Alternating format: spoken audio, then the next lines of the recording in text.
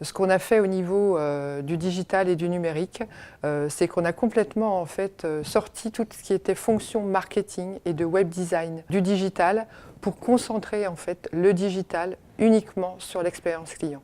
Donc c'est une équipe en fait qui est organisée de façon agile et qui en fait délivre toutes les semaines quasiment une nouvelle fonctionnalité qui va faciliter la vie du client dans son parcours. Notre savoir-faire, il est sur l'emballage et on a développé une vraie expertise autour de l'emballage qui s'est enrichie grâce à l'arrivée du e-commerce, puisque je dirais, il y a quelques années, l'emballage ne servait qu'à protéger, à expédier un produit.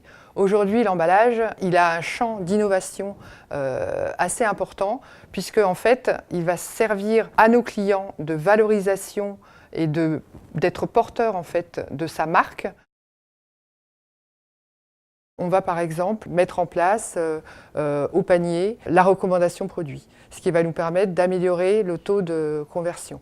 On va pouvoir analyser tout ce qui va être bannière sur le site. Donc on va personnaliser et afficher de nouvelles bannières. On va mettre ce qu'on a appelé chez nous le digital self-service, qui n'a de self-service que parce qu'il est autonome ou il rend autonome l'internaute sur le site et qui va permettre en fait à une entreprise, à un acheteur principal, de définir un certain nombre de sites où il aura d'autres acheteurs pour lesquels il va pouvoir donner des droits liés à des seuils de commande, des droits liés à un catalogue produit déterminé. Et ce qui va lui permettre en fait de gérer, d'avoir des centres de coûts et de suivre complètement, grâce à un reporting de consommation qu'on va lui proposer, de suivre complètement en fait sa consommation d'emballage et ses achats chez Raja. On a trois axes sur lesquels on réfléchit en termes d'intelligence artificielle. Un premier axe qui est toujours de se dire comment on peut simplifier la vie de nos clients.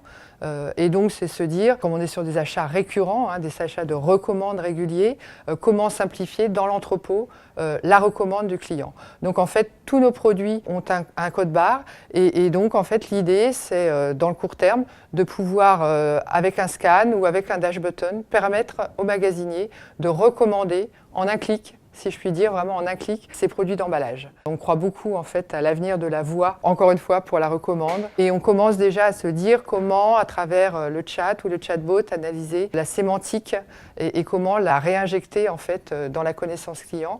Et puis il y a tout ce qui va être, je dirais, le visuel et de se dire, voilà, si je veux emballer un smartphone, que l'internaute visualise et nous visualise sur le site internet le produit qu'il veut emballer et automatiquement, il aura en fait l'offre d'emballage associée à son produit.